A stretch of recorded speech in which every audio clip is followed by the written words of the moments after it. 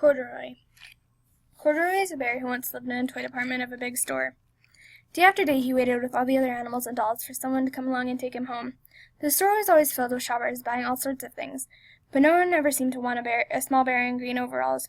Then one morning a little girl stopped and looked straight into Corduroy's bright eyes.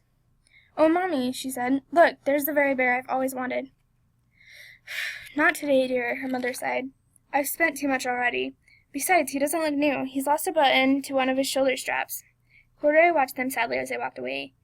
"I didn't know I lost a button," he said to himself. "Tonight I'll go see if I can find it." Late that evening, when all the shoppers had gone and the doors were shut and locked, Corduroy climbed carefully down from his shelf and began searching everywhere on the floor for his lost button. Suddenly, he felt the floor moving under him. Quite by accident, he had stepped onto an escalator, and up he went. Could this be a mountain, he wondered? I think I've always wanted to climb a mountain.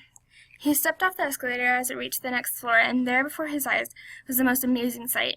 Tables and chairs and lamps and sofas and rows of beds. "This must be a palace," Corduroy gasped. "This must be a bed," he said. "I've always wanted to sleep in a bed." And up he crawled onto a large thick mattress. All at once he saw something small and round. "Why, here's my button," he cried, and he tried to pick it up, but it was tied down tight.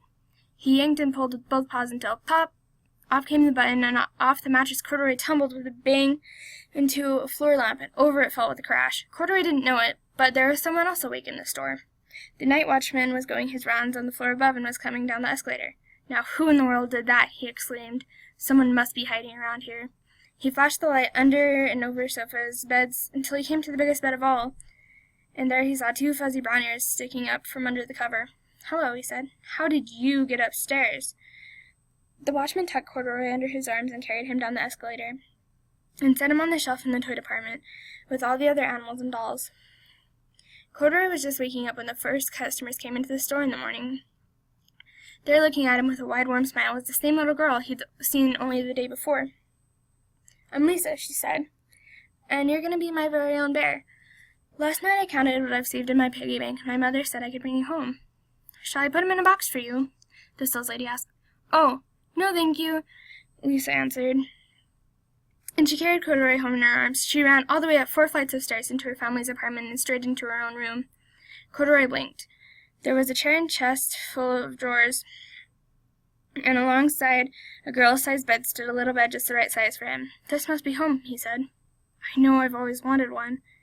Lisa sat down with Corduroy on her lap and began to sew a button on his overalls. "I like you just the way you are," she said, "but you'll be more comfortable with your shoulder strap fastened." "You must be a friend," said Corduroy. "I've always wanted a friend." "Me too," said Lisa, and gave him a big hug.